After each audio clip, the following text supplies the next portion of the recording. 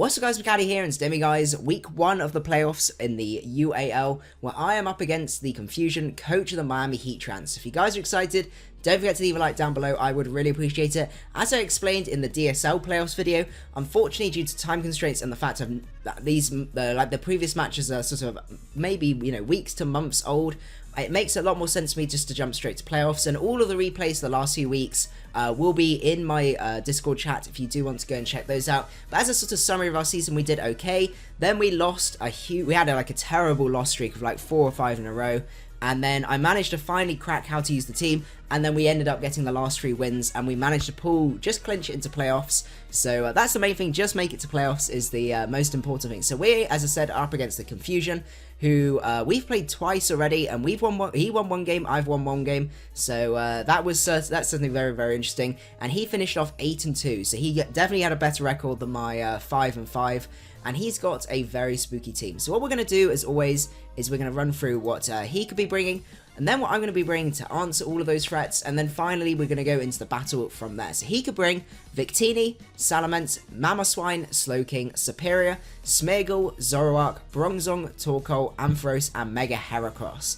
So there's quite a few things to know here, a few very, very big threats. M.Heracross is a huge wall breaker, and really put me off bringing any sort of bulk at all, really, just because it can just smash through things. Victini, choice band of Victini is a very scary thing, even Scarf as well, so I knew that was going to be a big problem. Salamence can Dragon Dance up, Mamoswine is scary. There's basically a whole bunch of threats, and the biggest problem of all is the Bronzong, because Bronzong is a incredible mon versus me, because it stops my Kyurem in its tracks, it stops Queen Gemini in its tracks, Staraptor has to use close combat, which isn't even that strong against it.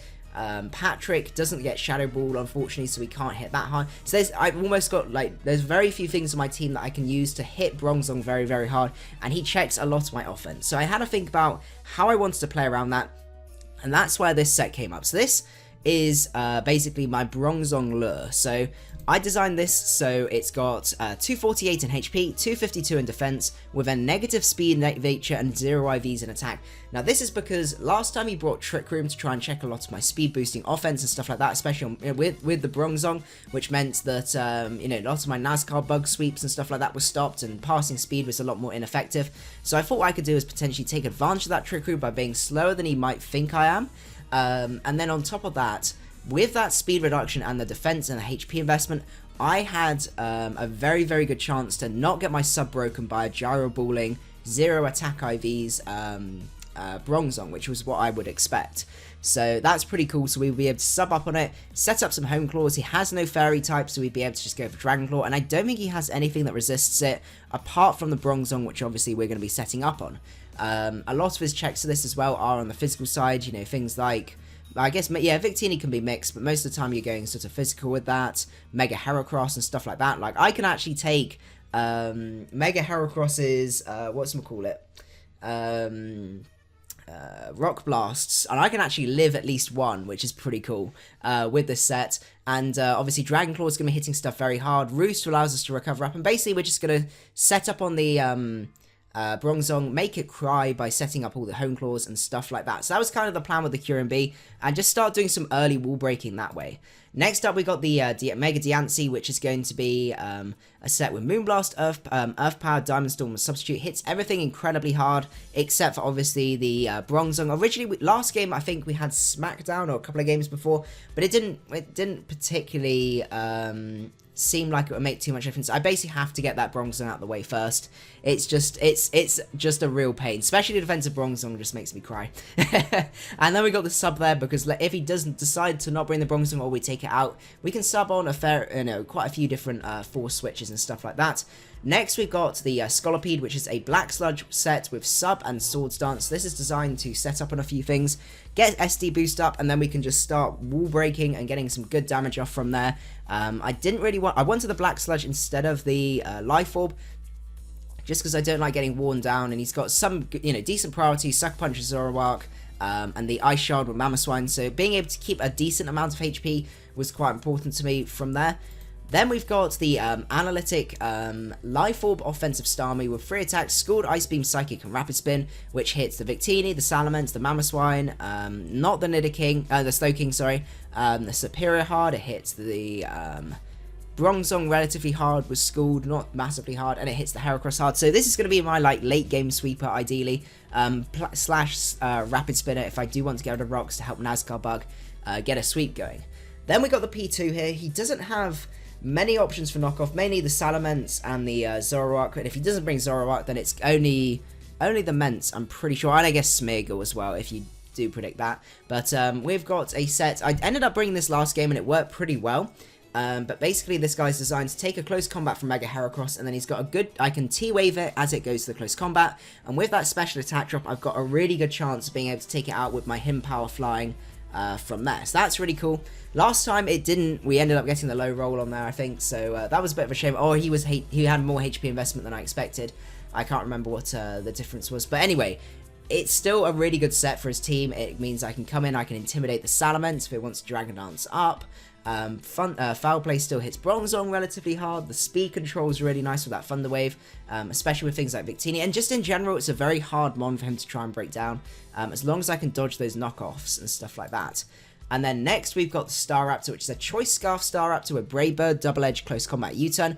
Puts so much offensive pressure on the Confusion's team, because the Bronzong is his only real check. I guess the Ampharos is a semi-check, but his Bronzong's the best check. But I don't think he's going to have enough resources in his Bronzong to check the Kyurem, the Queen Gemini, and also Scolipede, and also Staraptor. So I'm planning on overwhelming it. 1 or 2 of the guys may go down, but after that, the other guys can come in and just put a huge amount of pressure on from there. So that was the team builder. What we're going to do now is move over to the battle, and you can see exactly what went down from there. Okay, so we are at the battle, and as you can see, it does bring the Bronzong, the Smeargle, which I hate facing Smeargle, because Smeargle can just do Smash Pass and do all of those horrible shenanigans, especially when my team's a little bit lacking when it comes to priority, so very, very spooky. Then he's got the Salamence, which we need to work out what set.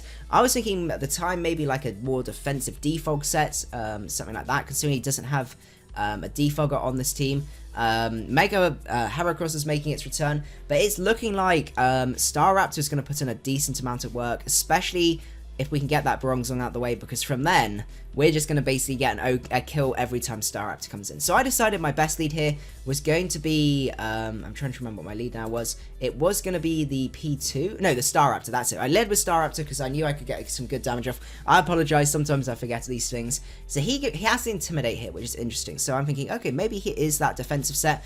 Definitely my best bet here is to go out into my P2. I can get that Intimidate bounced over to him, and I can see what he decides. So he goes to Dragon Claw, reveals the Life Orb, so we're like, okay, so that's good. So we know this guy is going to be offensive. So let's just be cheeky. Let's fire off a little T-Wave here.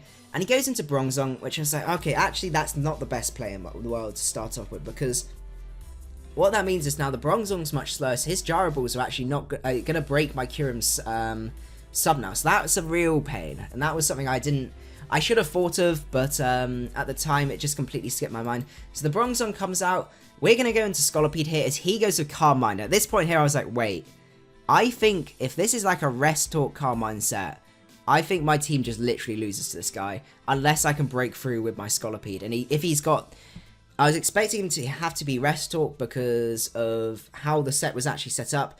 You know, he basically has no other forms of recovery apart from rest, and considering I struggled so much to take it down, it made the most sense. There was the chance that he might not have Sleep Talk and he might have Psychic and Flash Cannon, and in that case I would have been in a lot of trouble, but luckily he does reveal that he is just a Flash Cannon. We're just going to pull up a sub here. He gets powered first turn, which is really unfortunate, and that's going to allow us to get a free sub there and get that speed boost. We're going to go for that SD here because we need to try and break this Bronzong as much as we can. And he reveals Flash Cannons. That's really nice for us. So we know, we're pretty sure we can take at least one more hit from this Bronzong. I'm just going to go for a Pin Missile here. And even with +2, that's still, that was 5 hits as well. Still not going to do as much as I was hoping. As he goes to the Carmine. So that's really, really nice for us. And what we can do now is basically get the kill on the Bronzong. And that's going to be huge. Our check to both our Mega Diancie, our Flying Guy, Staraptor, and also our Scolipede is now gone. So we can just go for the Pin Missile again. Unfortunately, we only get 3 there, and that is going to take us up from the Earthquake. It's crazy how well Mamo took that. I calced it, he had to be banded, so I went into my Staraptor here, just went for Brave Bird, and as you can see, even with that Intimidate, we're going to get a free kill here, so that's absolutely fantastic. Staraptor is now going to come into play and be incredibly useful for us. Out comes Future, we're going to switch out here, play it safe, go into P2, I looked at it, I could take a banded EQ, and live to tell the tale and take another one if I wanted to, so I'm just going to recover up here, and that's going to be really, really nice for us. He's going to go for the sub here. I considered switching, but I thought HP Flying is guaranteed to break the sub if he's offensive, and I can't afford this guy to get a free sub up, so it made the most sense to me. He's going to go for the Leaf Storm, do a good amount of damage to me, and take some Life Orb recoil, so that's really good information, and the next hit will be able to kill us, but unfortunately he does miss. That was really quite unfortunate, because he's now going to drop to my Porygon 2, so that was really unfortunate. I do apologise for that, Hacks. That was a real pain, as he's able to go now into his Heracross and just take me out with a CC. I have literally no switches for Heracross, so I had to just sack that off. I can go to Starmie though, and I can fire off a nice cheeky little Psychic, and out comes the Mamoswine. I'm going to fire off the Psychic, and out comes the Smeargle, and I was like, oh god, if this is just Smash Pass, Sash, I think I pretty much just lose, because I don't think Staraptor can outspeed a +2 Mega Heracross. So I was like, please don't be Shell Smash, don't do this to me. So I go for the Psychic here, he reveals the Sash, and I'm like, oh god, please. He reveals the Trick Room, and we're in a much better position, because he's going to burn a turn Trick Room here with the Explosion. We're going to live, which is very, very nice, and that means he's got to waste a turn taking us out. Then I had a look at it, and I was like, oh, maybe Kieran will actually outslow this, so I can start, you know, going for those subs, be a little bit cheeky, and see what he decides to do. So I'm going to pull up a sub, I'm going to outspeed, so that's fantastic for us. So we're going to be able to use Kieran to burn out these turns of Trick Room and basically guarantee the win with the Staraptor. So I'm going to go for Dragon Claw for just a little bit of guaranteed damage, and also you can see how little that Rock Blast does. That's from a Mega Heracross, and yeah, that was absolutely crazy to think that I managed to live that so well, as he's just going to go for the Pin Missile here and take us out. But we can now go into our Staraptor and basically just get the win from there. So that was a really, really fantastic game, the Confusion. Oh, I always have so much trouble fighting you, and it was so good to be able to pull the win through from there. But I do apologise about the paralysis and also the Leaf Storm miss on the other one. That was unfortunate, but unfortunately there's not much we can really do. It is Pokemon. But anyway, I hope you guys did enjoy the video. If you did, don't forget to leave a like. So we're going to be advancing through to the next round, and I need to double check exactly who I'm up against, but I will be starting to build fairly soon for that. So anyway, hope you guys enjoyed the video, and I will see you guys at the next one. Macadii out.